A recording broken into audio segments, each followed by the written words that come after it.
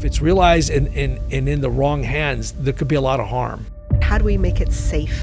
You have to treat it as a special category. It's now air, land, sea plus cyber. AI is very powerful. There's a greater than 0% chance that Terminator, Mad Max, the Minority Report may be the future. Everything's happening so fast. The pace is so rapid. We need to adopt it faster to make it more widespread. Companies have backtracked. Do you think our world is safer or more dangerous? That's the scary part. Maybe we went too far. Welcome to the Tech Legacies podcast, where every episode we share the untold stories of tech executives, including their origin stories, tech trends, business insights, as well as career advice. My name is Fanny Dunagan, and I'm the host of the podcast. I want to give a shout out and thank you to our sponsors, CG Infinity, Shauna Black, as well as Odyssey Information Services, for enabling these conversations so that we can bring this content to you, our audience. And if you haven't already done so, make sure you like and subscribe to our channel here so that you get the latest updates whenever new episodes as well as clips get published. So, what happens when military leadership, cybersecurity, and partnerships all come together in a company that's a household name like Mastercard? Today, I'm speaking with Jon Brickey. He is the SVP at Mastercard. Jon, welcome to our podcast. Thanks so much. It's a pleasure to be here. I'm excited for our conversation because I must admit, I don't know too much about cybersecurity, but I think there's definitely a need, and it's definitely a hot topic right now these days. So for those people that don't know you, can you give a little background about your career and your role at Mastercard? Yeah, so I've been at Mastercard almost 9 years, and my title is Cybersecurity Evangelist. So it's a cool title. It's one that I didn't expect to get. I was really happy when they said, how about this title?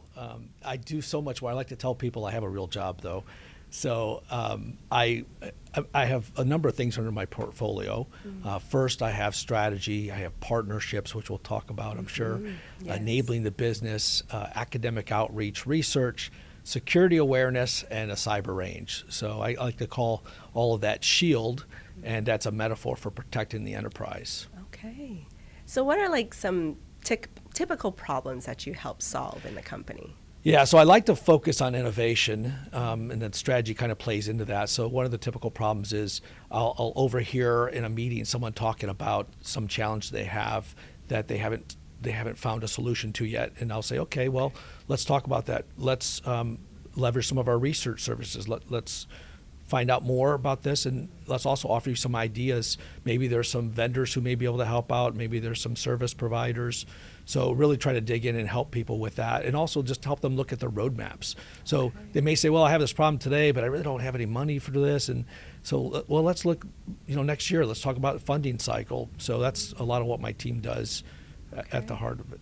It's almost like you're a internal strategy consultant too, right? I do feel like I am a consultant at times. Yeah. And that, I almost have to promote my own team. Like, well, let us help you.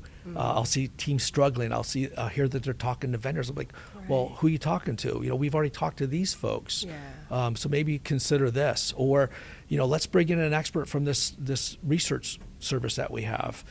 So a lot of times I'm reminding people of what we've already done, what we've already built, and same thing with. And you're connecting the dots too. I love to do that. It makes me feel good when I connect people, not just within the team at Mastercard, but anybody. I just love being a connector when I can do that.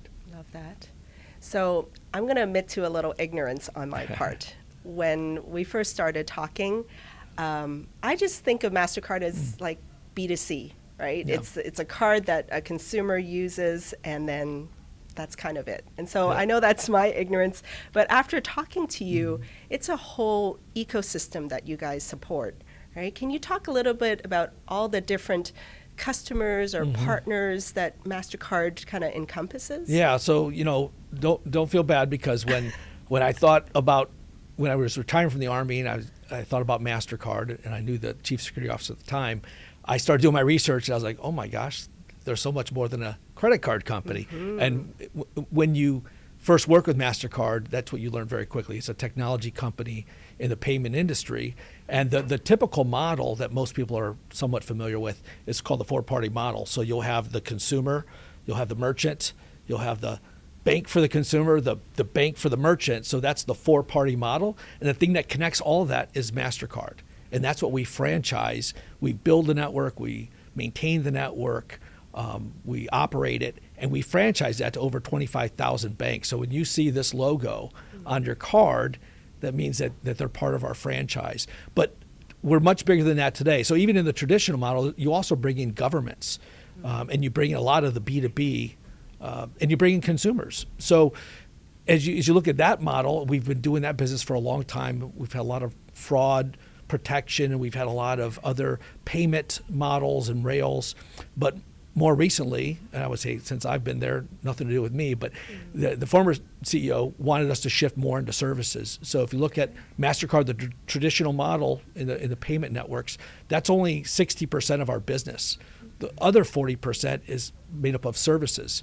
So we've made a number of acquisitions over the years, and at least in the last decade, a lot of cybersecurity acquisitions. And so now our customer base has expanded really out of just the payment ecosystem into any business. Everyone needs threat intelligence. Everyone needs to understand their risk, their appetite, their exposure. So we've expanded into that space now with the acquisition of Recorded Future, Risk Recon, CyberQuant, and several others. Wow. Is that on software side or hardware side or like intelligence side? So it's all a software-driven model. So there is software as a service, threat intelligence as a service. So it's a lot of people coding intellectual property, not so much on the hardware side. Well, it's fascinating because even, and in addition to that, like there's so many connections between all the different parties, right? And you mentioned partnerships, right? Talk a little bit about why that's so important to nurture all those partnerships and keep them all running and humming. Yeah, so a lot of my military career, especially the second 2/3 of my military career, of course, right after 9/11, I realized how important partnerships were. So I worked at the NSA on 9/11, and right after that, it was just so important to be working with all these other agencies, CIA, FBI, you name it. And then when I, later in my career, worked at NORAD and U.S. Northern Command, and we couldn't do our job without working with FEMA and other agencies. So when I got to Mastercard, I was told, partnerships are really important. Everyone kept telling me this, but it wasn't really written down anywhere. So as I started working on the strategy, I realized, wow, it really is important. And we have so many that people didn't realize we had. So today we manage over 80 different partnerships in cybersecurity. And I know it's much more than that on the commercial side as well. But this is everything from the Financial Sector Information Sharing and Analysis Center, or the FSISAC, the Global Cybersecurity Alliance, Internet Security Alliance. I mean, again, over 80 that we manage, and they really are important to what we do. We couldn't do this alone, and we consider that part of our ecosystem. So with all that, like, how do you juggle? What does a normal week look like across that spectrum? Yeah, my weeks are not normal these days, but I'll kind of go through. I'll shorten the last month because that was mostly on the road. But I'll start with, I went to St. Louis and met with most of my team. That's where most of them are. And while I was there, I was also doing a threat forecasting workshop where we look 10 years in the future, something I brought into Mastercard from my Army years. And so, a lot of collaboration across teams and even outside of Mastercard to do that. Then we went over to Ireland to have a senior leadership meeting for our cybersecurity team. I went to Australia, gave a presentation at a Gartner conference, met with the local team there, came home, and then went off to San Francisco to the RSA conference. That's somewhat normal of going to leadership meetings, going to give presentations, going to conferences, working with my team. But then Monday morning, bright and early, held a Cyber Innovation Council meeting. That's where my team connects all of Mastercard on cybersecurity. So whether it's our innovation team that works with startups, or whether it's our commercial teams that builds and sells cybersecurity products and services, or it's our practitioner team under the Chief Security Officer, we bring all of them together. So a lot of times I'm working across the enterprise. That's a normal day. Then the next day I started off our 3-year kickoff of our new strategy. So then bringing all the people together to talk about how we're going to do the strategy process, what we need from everybody, how we're going to work together, and that's normal. That's exciting. Never a dull moment. So that's kind of a typical month, all condensed down for this discussion. Wow, Jon, I can really see why you have that evangelist title now, because in a way you have to go around to all these different parties, kind of see what everyone's doing, what's happening, and then connect maybe different parties together as well, and seeing the connections there, right? Yeah, that's a luxury I have, is that I'm not too deep in operations.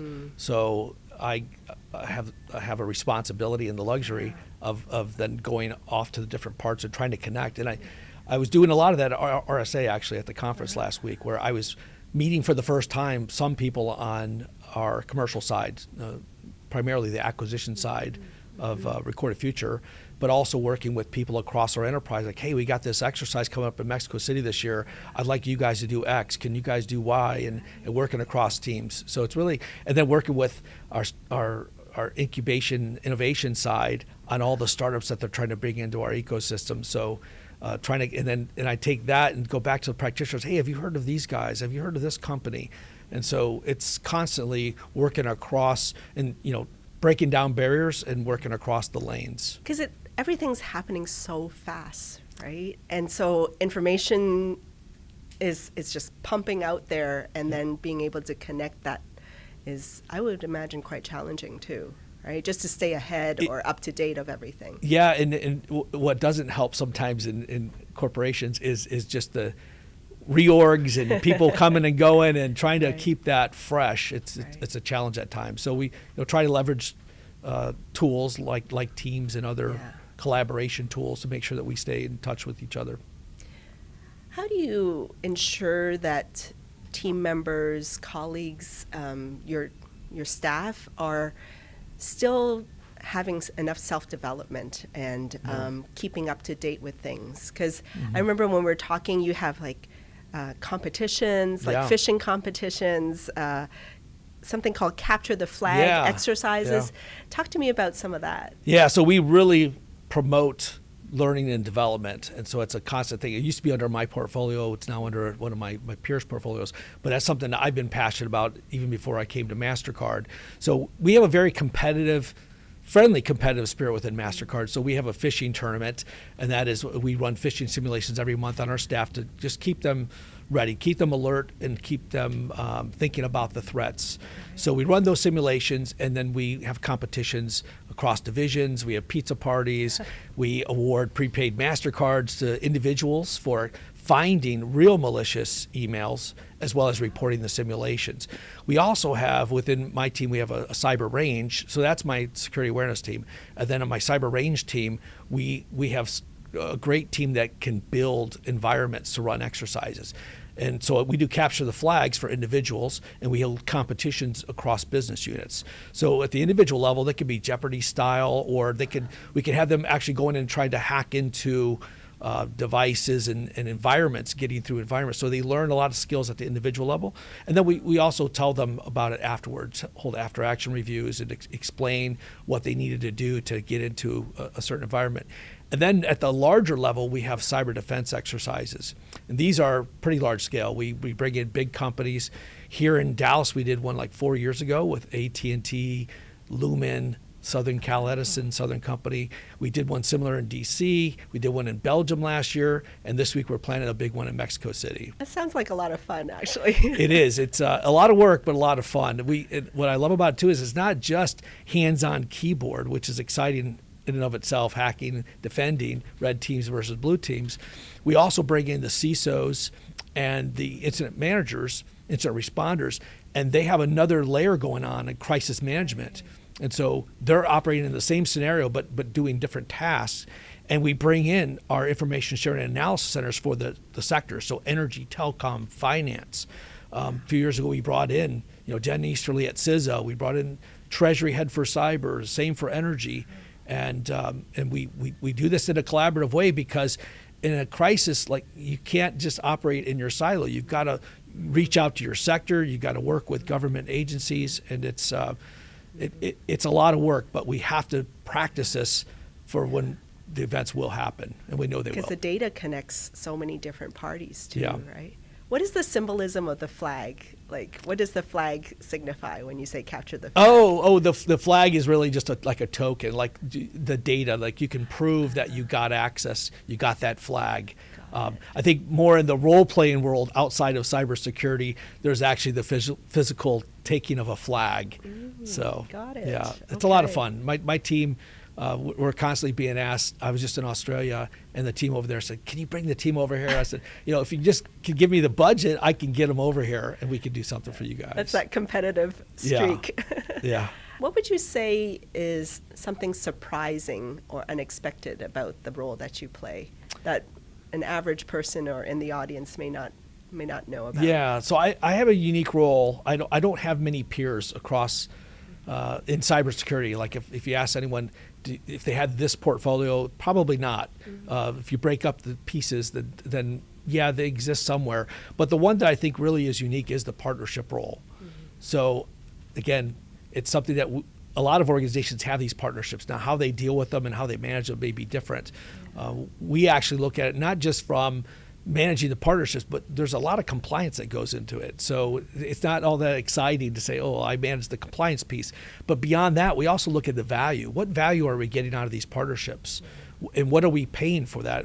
We may be paying to belong to the organization.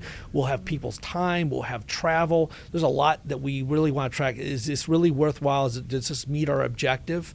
And a lot of times we look at, what do we try to promote? And, oh, by the way, there's this other organization already doing this. Just one example, Internet Security Alliance. We're working with them, and we helped write the current version of the board the cybersecurity oversight handbook. And when we leverage that for our board training program, and then we set up a program for the Secret Service, and we leverage that handbook there as well.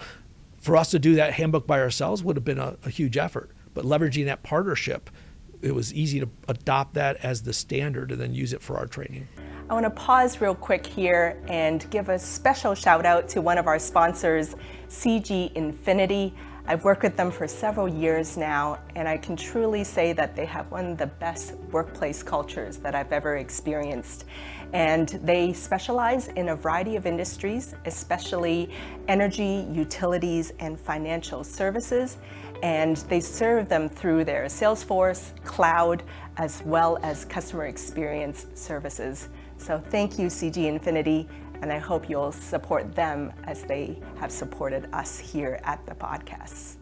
So, Jon, I'm always curious about people's journeys and their careers and where they got started, right? You started in West Point studying political science. Yes. How did that happen? Yeah. And what did that kind of spark in you at that time? Yeah, well, studying political science actually started by mistake. I'll just say, going back to 1982, my parents bought this TRS-80 computer, affectionately known as the Trash 80. And my dad was a journalist. My mother was a bowling league secretary for like four leagues. And they bought this computer thinking it was going to solve all their problems. Well, usability back then was terrible. So I just started messing around with it, copying code from magazines, then learning how to code myself, learning how to get into, they were part of the first banking program in the United States. So we got this hardware in the mail, and I had to figure out how to use it, and I had to show them how to log into their bank. So it wasn't really hacking, but I was getting access, probably where I shouldn't have been. So that was the beginning of my journey. I took a long pause then, probably over a decade. And when I went to West Point, I got in at the last minute. And so I wasn't planning on being an engineer.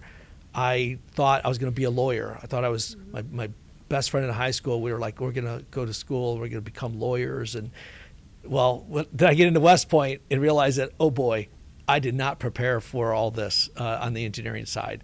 And so I just felt more comfortable with political science. And then also I started to realize that for my military career, political science actually wasn't a bad thing. So political science is one of those fields that you can see the application, especially when you're in the military, you're in conflicts, you're nation building, you're doing a lot of engagement with policymakers and such. So that's what I chose. And then by the time I got done with my degree, I had a minor in systems engineering. And I was like, I wish I would have minored in, I wish I would have spent more time on systems engineering, which to me is like an MBA of sorts. So that's how I got through West Point, and then years later the military. One thing I really love about the military is they oftentimes kind of check in with you and ask you what you want to do when you grow up. And so I decided that, yeah, I think I want to do this computer thing. I started messing around with computers, building computers, networking them and gaming them in the mid-'90s just at home. And partly so my kids and I could play Monster Truck Madness together. So steering wheels and everything. So by the time I finished my artillery command, they said, okay, we'll send you to Navy post-grad school and you could convert to IT management. So when you were in that point in your life, what was going through your head? Like, where did you kind of see the path ahead at that time? I wish I could say that I saw a clear path and that I knew, and we weren't even using the term cyber at the time, right? Yeah. Cybersecurity, it was InfoSec and IT management. And so I kind of went the route that I felt comfortable with. I felt that there was opportunity for me. At that point, I realized like, maybe I don't want to stay in the operations world forever. One day I'm going to get older and maybe I need to do something or just achieve some skills that I can use post-military career. So when I made that jump over, I realized that I would be giving up the opportunity to be like a commander again. I had my one command in the military, and at West Point, you're kind of like, your role models are all leaders. They say that much of the history they teach was made by graduates. So Eisenhower, Grant, MacArthur. And so you aspire to do that. And so it was kind of a realization that, okay, maybe that's not the thing for me, but I really like computers. I think I'll enjoy this. So I made that transition, and I had no idea what would happen. I would say it was probably more good timing, and I was fortunate that things went in my favor. Well, I always feel like the military and a lot of folks that I speak to, it always teaches important leadership lessons. Right? Yep. So for you specifically, what's been something you learned from the military that's really helped you as a leader, especially now? Yeah, I owe my career to the military. It's really, looking back, being 17 years old, the best decision of my life was joining the military. And I wish my kids would have joined, because when I see them making decisions, I just wish that they had the same, background that I had in the military. But so many things apply. Just first and foremost is leading by example. That's something you're taught. You're taught at West Point from day one. Throughout the military, as a leader, you realize that people are looking at you. They're listening to you. They're looking at you, and that you have to make the right decisions, and that what you do will be followed and emulated by others. So leading by example is important. The next I would say is respect. The military really is a melting pot of American society. So you get people who come in, you actually get people who aren't citizens who come into our military with the opportunity to earn their citizenship. So you get such a wide background, and you really have to respect people from all backgrounds. So that was something that really stuck with me. And then last, I would say selfless service. Just one little thing that we do in the military: if you're a leader, you eat last. You make sure there's enough food for all your troops, all your soldiers. And if they eat, then you go ahead and eat. Sometimes it means you can eat cold food, and that's fine if that's what happens. I need to send my son to the military. Yeah. Gosh. There was a period where you were working at the NSA, and then 9/11 happened. Yeah. Walk me through what you learned from that experience, because there was no precedent for that. Yeah, walk me through that scenario. Yeah.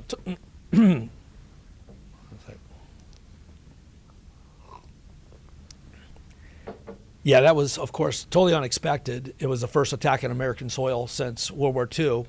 And I was actually just moving into my house down the street, 4 miles from Fort Meade, Maryland, and heard about the attacks. So the next day I was called in. I'd been waiting for my security clearance for almost 500 days. Not waiting there, but applied for it in advance, got it approved. And so I show up to get this temporary badge, like just go ahead, get in there. This is your badge.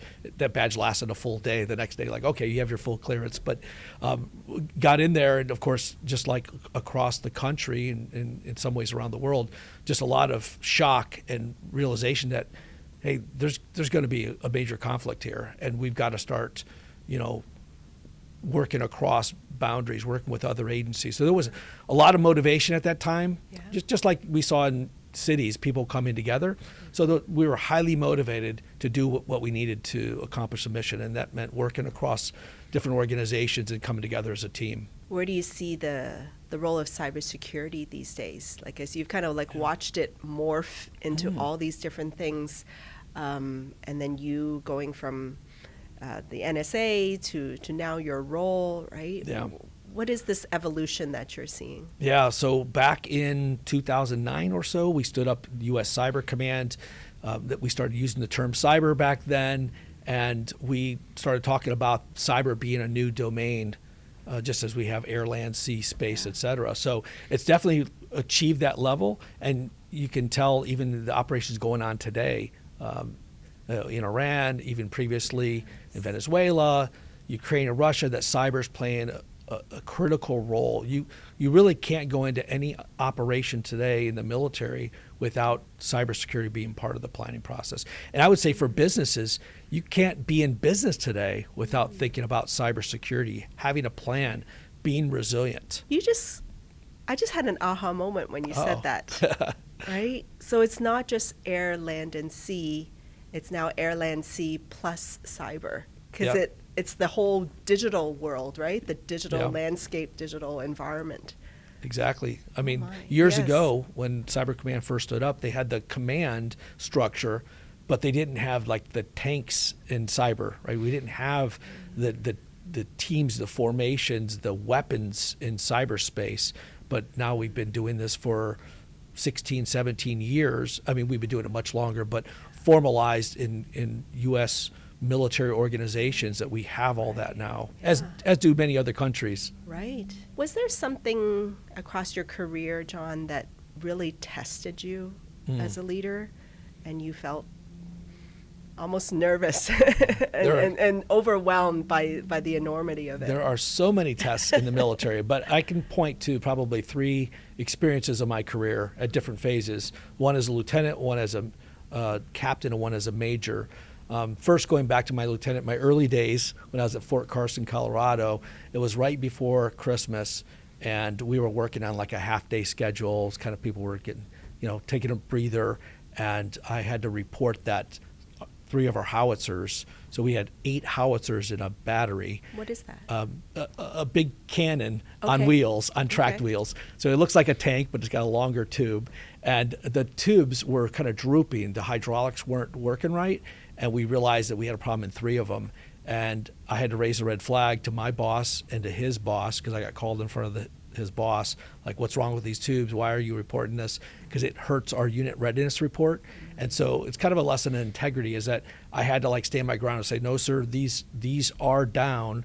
They're what we call non-mission capable, and we've got to get these fixed. And if that means people have to work a full day over the holidays, then they have to. And we took a little bit of a hit on our readiness that month, but but I stood my ground. Years later, I was a commander over in Germany. I don't have any real war stories to tell, which is, I guess, good in some ways. It's good. But they're different stories. These pale in comparison to some of my friends who've served in combat. But I was in Germany. I was a commander of an artillery unit, and we had to turn in some excess vehicles.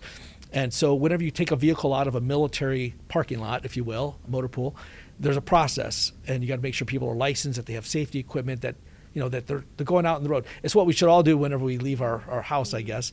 But this day, the soldiers left, and they were more junior, and they were on the Autobahn, and they went too fast for conditions. They got into a really bad accident. They almost died. And then I was being looked at and, possibly being kicked out of the Army, like looking at me as the commander being in charge, and like I didn't have the right, everything worked out. Luckily, they survived. I got through that. And I learned that, as a commander, you're responsible for everything, even if you have the right procedures, even if everything checks, but somebody makes a bad decision, that ultimately rolls up to you. And then the last one was as a field grade officer, as a major at the NSA, actually. So I worked for the civilian leadership inside the NSA, but I was part of a military organization on the outside, actually physically separated by miles, and I never talked to the colonel in charge, but we were changing how we did our ratings, our annual performance reviews. And he said, I don't care who you work for, you're reporting up to me and I'm doing your report. And I was told by somebody else, the lieutenant colonel I reported to, that no, don't worry about it. You can go to your civilian and have her write your report and you'll be fine. So I turned in a report. I'm actually moving my family. And then I get a call back saying, oh, the colonel wants you to come back like from out of state, wants you to come back and talk to you about this. So he came back and I went back and I learned that there's a difference between like what you want the reality to be and what reality is. And so I guess what I learned there was that sometimes, you don't agree with rules, but you have to play by the rules. Each one of your stories there like ties back, I think, to a really important value, right? The first one being integrity, second one being responsibility, and then the third one, I guess, this kind of still follow the rules. I guess respect, right? Yeah. You still have to respect that kind Respect of for authority. Yeah. It's very interesting, I think, every time I talk to someone in the military, how deeply embedded values are into their body almost, right? Because you had to live it, experience it, and then these kind of tough lessons that you don't forget, right? I can tell you the last decade of my military service, the Army switched over to this value system called leadership. Loyalty, duty, respect, self-service, honor, integrity, and personal courage. I remember that to this day. We used to have dog tags with a little placard next to the dog tags with that on there. So that's one great thing about the military is the values are very strong.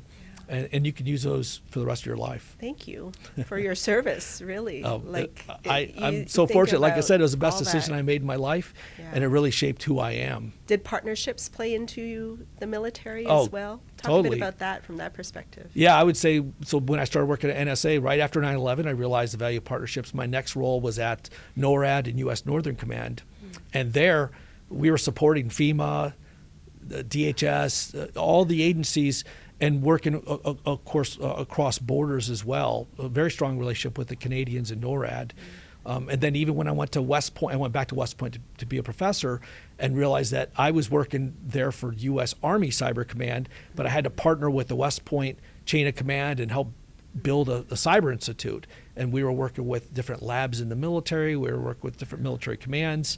And then when I took that into Mastercard and everyone was saying how important partnerships were, I was like, great, what are these partnerships? Tell me about them. And then we made it a key part of our strategy. There's a lot of people in the military that are in cybersecurity and Mastercard, aren't there? Definitely. It's a big part of the culture, too. You have a lot of former military, law enforcement, intelligence agencies. There's kind of a common culture with those organizations kind of like focused on the mission. Yeah. And so when you're working around people like that, and also just laser focused on, okay, we have to have processes, we have to accomplish the mission, and also we take care of people. Well, the mission, but then what I'm hearing from this is this, you're better together.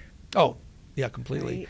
Right? There is really this whole value of collaboration and sharing of information, right? Yeah, it totally matches Mastercard's values of growing together.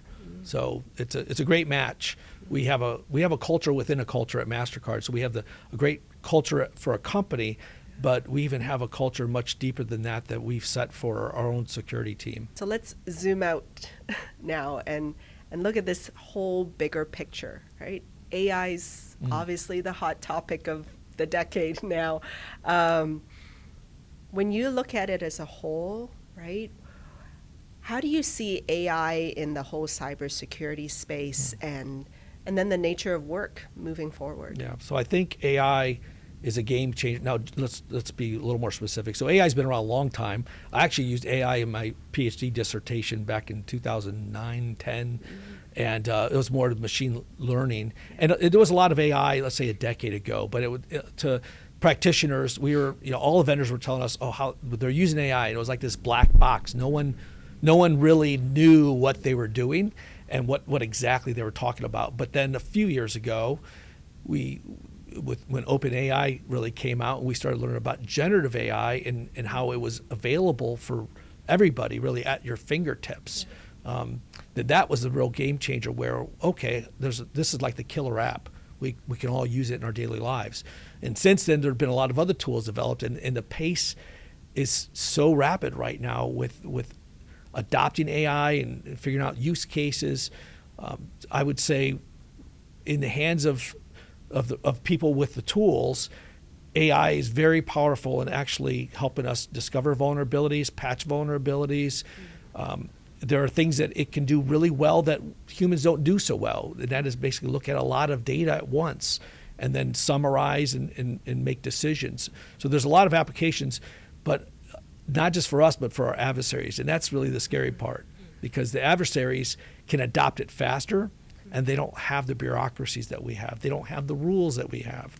So that's where I see the challenge in the future. We need to adopt it faster, and we need to make it more widespread, but we have to do it so fast to keep up with adversaries. I always see this dilemma, though. It's like, yes, we have to do it fast. Yes, we have to keep up, or else somebody else will get ahead of us. And then the balancing of, but how do we make it safe? That's right. That's the challenge that we've been dealing with for years. We used to talk a lot about security and convenience, and now it's not. It's security and capability, not convenience, but like real, I guess, existential threat to companies. They have to adopt AI. They have to use this capability. So how does security, this is the challenge we've had forever in cybersecurity, is how do we first of all not be the Department of No, but second of all, how do we stay in lockstep with the business? How do we support and enable the business? And that's a real challenge, because I'd say a lot of companies, even though AI, we were looking at generative AI a few years ago and everyone was talking about how they could use it, now we're seeing a lot more adoption, and we're hearing in the news that companies are laying people off and they're adopting AI to replace people in some ways. And some of those companies have backtracked. They've actually said, well, okay, maybe we went too far. But that is the real challenge. And so we've got a whole new division. We've had this for at least a year now, a new division for AI and data security. And we've embedded security within their processes.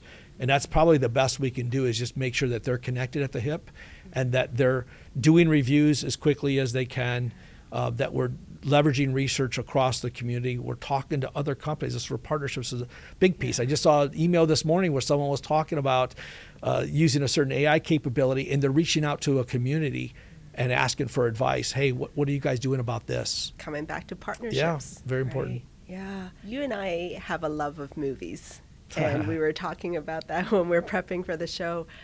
There's so many kind of like end of the world, doomsday kind of movies these days. But if you were to pick a movie that kind of ties into where you think the state of our security is and right now, like what would that be?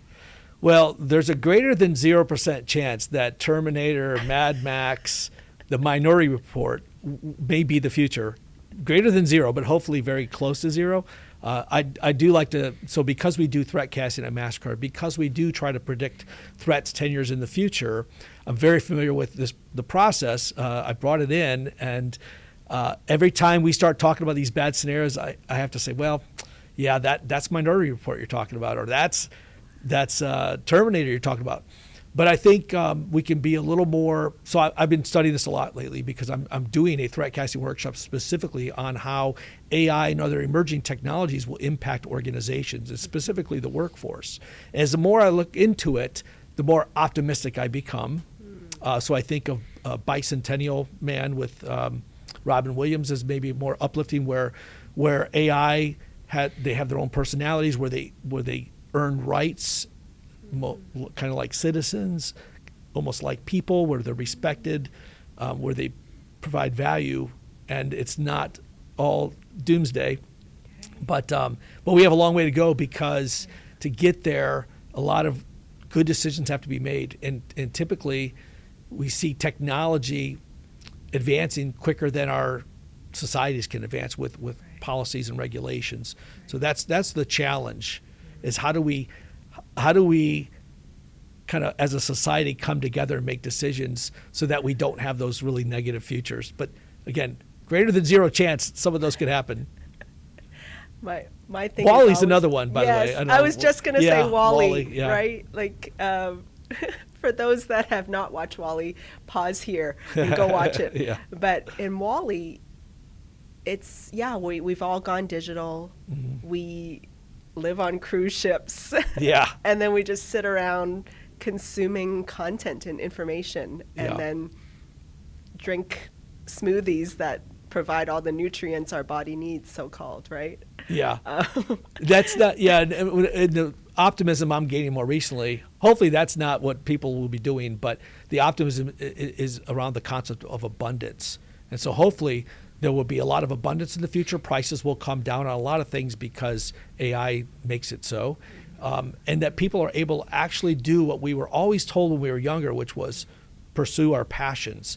So we may not have to do certain jobs to put food on the table. We could actually pursue passions, and preferably not laying around on a cruise ship, Right. eating and drinking. Right. I want to talk about culture with you, because as I speak to you more and learn more about the Mastercard culture, there's something very unique and special about it. Can you describe it and why you still stay there after 9 years? Yeah, as I mentioned, we have a great culture at the company level, but there's this extra layer within security that's fantastic. So when I went there, I didn't realize it. I had no experience outside of the military. In the military, the cybersecurity culture wasn't the best culture. We were known as the Department of No. In the military, you have to also understand there's this idea of operations and then everyone else. And so if you're in cybersecurity, if you're in logistics, if you're in medical, whatever it is, it doesn't matter. You're the second tier. It's operations and everyone else. So coming into MasterCard, I kind of had that in the back of my head, like, okay, I'm going in. I understand there's always friction between security and the rest of the organization.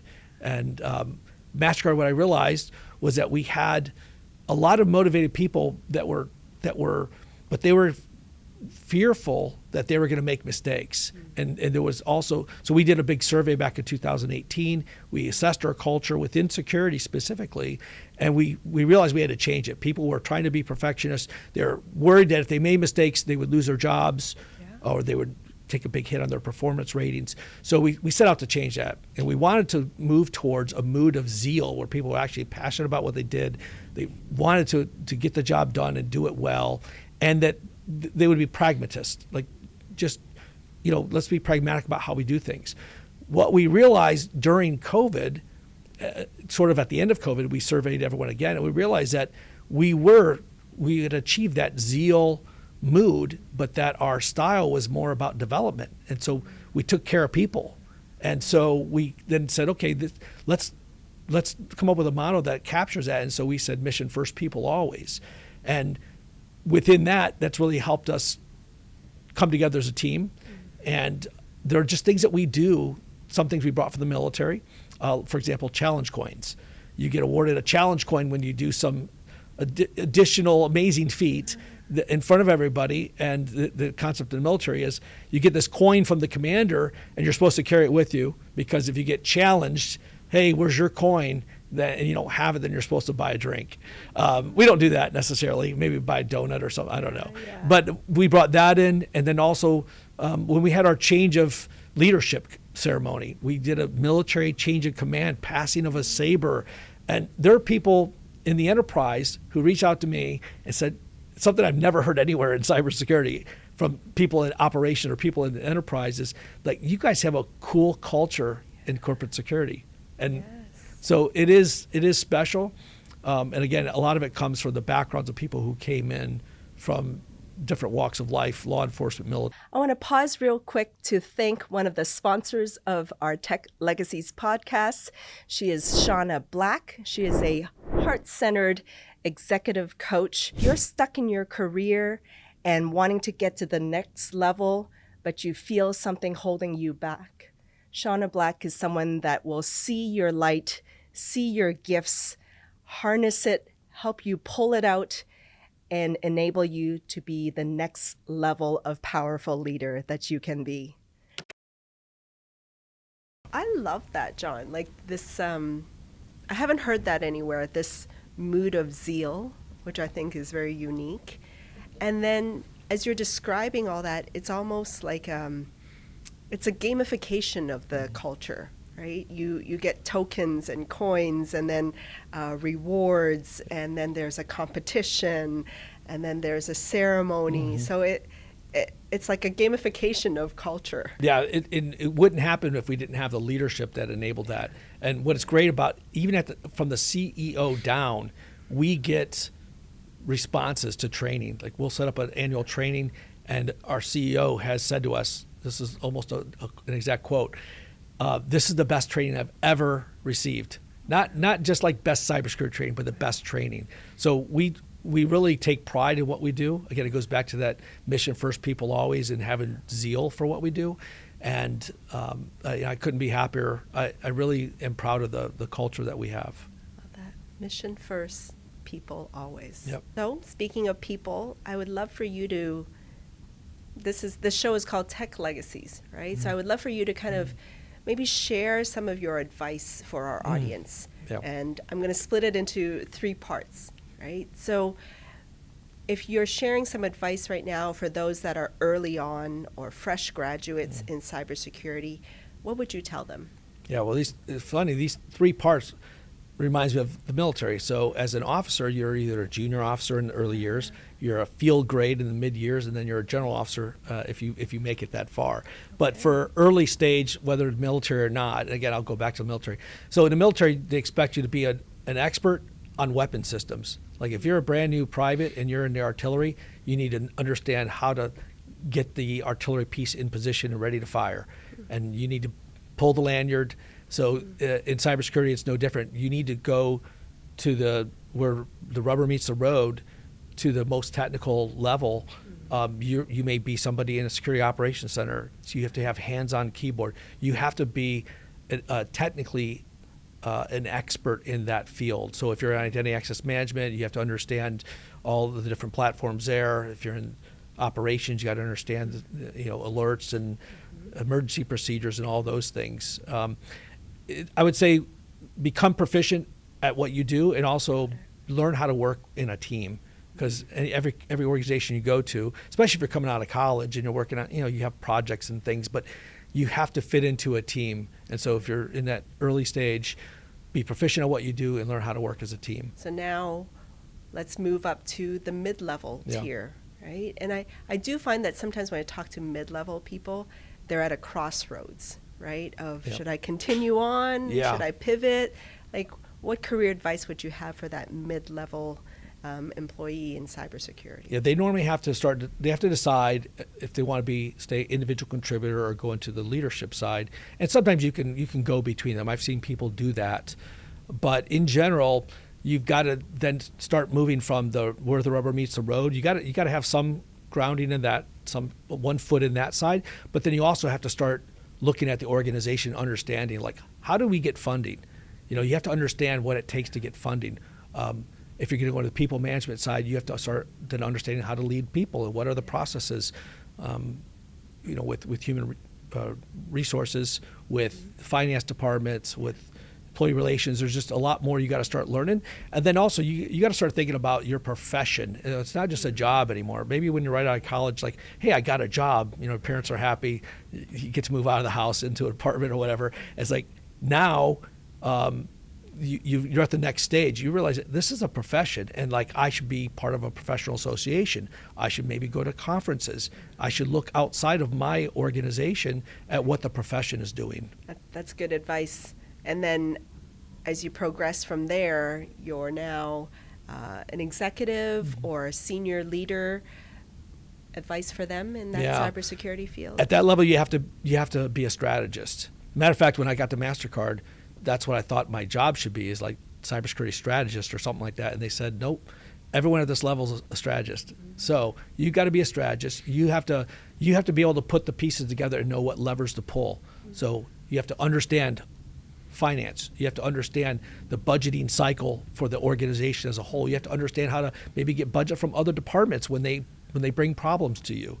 You need to not only be part of networks outside of the organization, you need to be a thought leader in your industry. Yes. You need to be not only imparting knowledge on the community, but bringing best practices and tips back to your organization and applying them there as well. You know, it's such a good point, because in a way, I look at your role, right, and you're going across all the different agencies, different partners, you're picking up all the good parts or tying them all together and then bringing it back to your team. Then your team further develops things. So it's quite almost like a cycle, right? Like it keeps on iterating and continuous improvement almost, right? Yeah, we're part of that whole ecosystem. A lot of times we find ourselves on the side of sharing our knowledge and best tips and practices with others. But I love it when I can bring something back, which I just did yesterday, just a little research piece that I found for one of our organizations. I brought back in and say, hey, here's something that we can look at for engaging the board.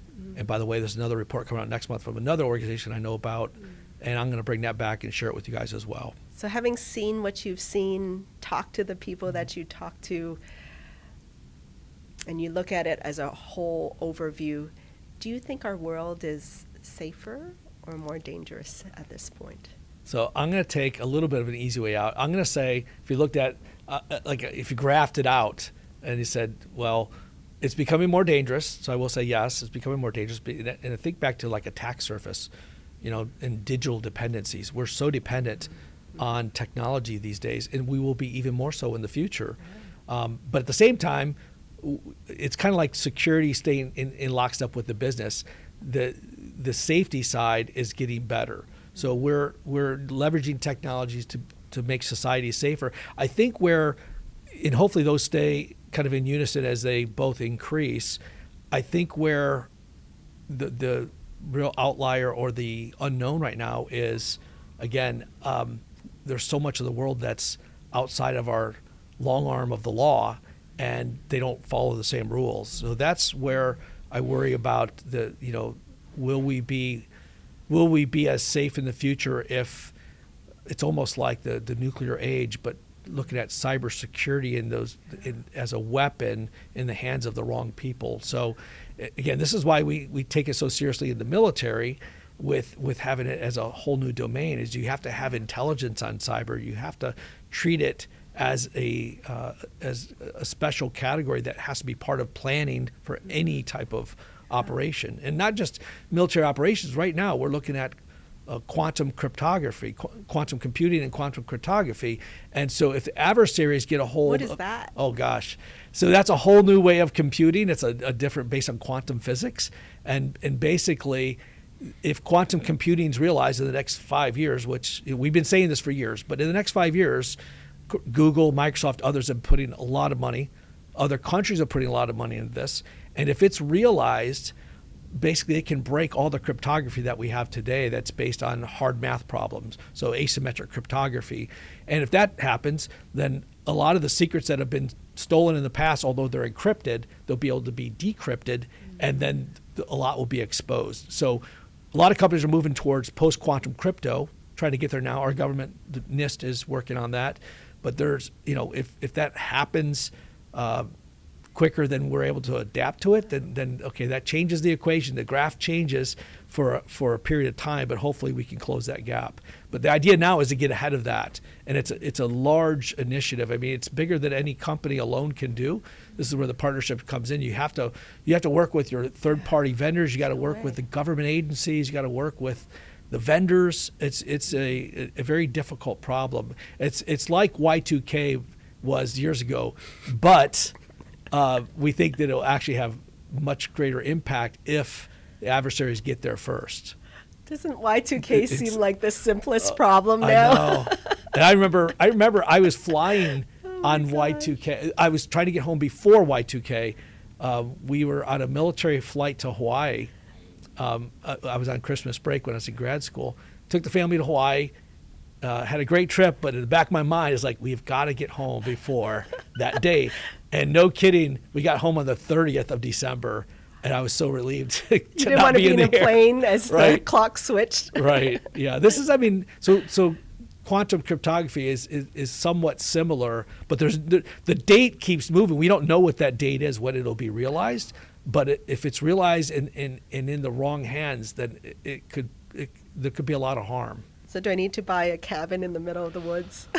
Well, I don't know about that, but there's not much you can do at a personal level. It's really you're tied to the cryptography that all the vendors are using. So at a personal level and a small business level, you're pretty much there's not as much to do. Now there may be, at the business level, there's things that Mastercard's doing and other companies are doing, and hopefully the idea is that it flows down through the ecosystem so that we're taken care of, that we're secure before it's realized. This is fascinating. Another thing, Jon, to make you stay up at night. We can go on all day about this.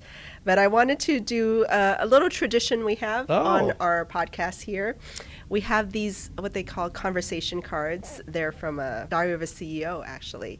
And these are questions that best-selling authors, actors, famous people, business leaders ask each other. So I would love for you to pick one out here. All right. And I don't know what's in it. There. And you want me to look at it? Yes. Okay. Okay, so look at it, read it out loud, and then answer it. Okay. I should wear my glasses. Okay. What if one mistake that you had made that you have been scared to address or reconcile? What is one mistake that you've made that you have been scared to address or reconcile? One mistake. That's a tough one. See, I feel like I've been lucky in life where I've I can't say I haven't made mistakes, but things have worked out in my favor over the years. So that's good. It's probably more personal, like more family related, So my parents passed away early in their early 60s, and so I kind of committed myself. I decided I'm not going to work when I'm going to retire before I'm 60 years old, and so, but I'm also trying to convince myself that I need to. Things can't wait until you retire. Like a lot of people, especially in this business, a lot of people get so busy. I just talked to someone when I was at RSA. He said he hasn't taken 3 days of vacation in a row in a couple of years. And, you got to take care of yourself. And I feel like that's the one thing. Like I'm going snowboarding with my sons in 2 weeks. And so I try to get out and spend more time with them. Because I'm approaching the age where my parents passed away, and I want to make sure that I spend time with my sons, and that we have more years together. So maybe I guess the mistake so early in my career is I was so mission focused. I felt like sometimes I didn't have as much time for my family. So spending time with their family, and just having those strong connections. And as we were talking about AI, hopefully one day that people have more time to focus on personal relationships. That's one thing to be optimistic about when it comes to AI is, some of the things we do today, you don't need to do all that. AI will do some of that for you, but maybe we'll have a chance to connect with people we love more. Jon, what do you want your legacy to be? Well, so I've been a lifetime student. I love learning. I'm very passionate about everything to do with workforce, and not just workforce, but also just helping people, with career choices, even finance. Like years ago, I would help family members just think about how they should be looking at finances and preparing better. But I really love helping people get into this field. And then once they're in the field, like how they should think about their career and what kind of development they should look at. Developing programs within Mastercard for people to use their benefits. We have amazing benefits that people don't realize. You can use that for grad school, or you can use that to get a certification. There are lots of training opportunities. So that's my legacy. I'd like to be thought of as somebody who just helped people improve themselves and advance their careers. Now I'd like to extend it even further in the future, and that is also to build their personal relationships. Thank you.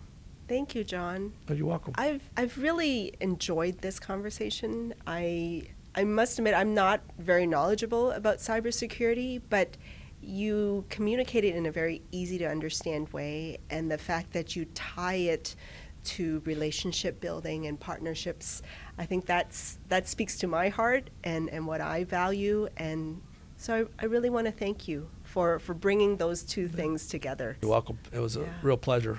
Thank you. Thank you. And so for those of you out there, be sure to connect with Jon Brickey at SVP at Mastercard. I want to thank you all for tuning in today to the Tech Legacies podcast. Be sure to like and subscribe to our YouTube channel so that you get the latest updates. And then also tune in and follow us on Apple Podcasts as well as Spotify.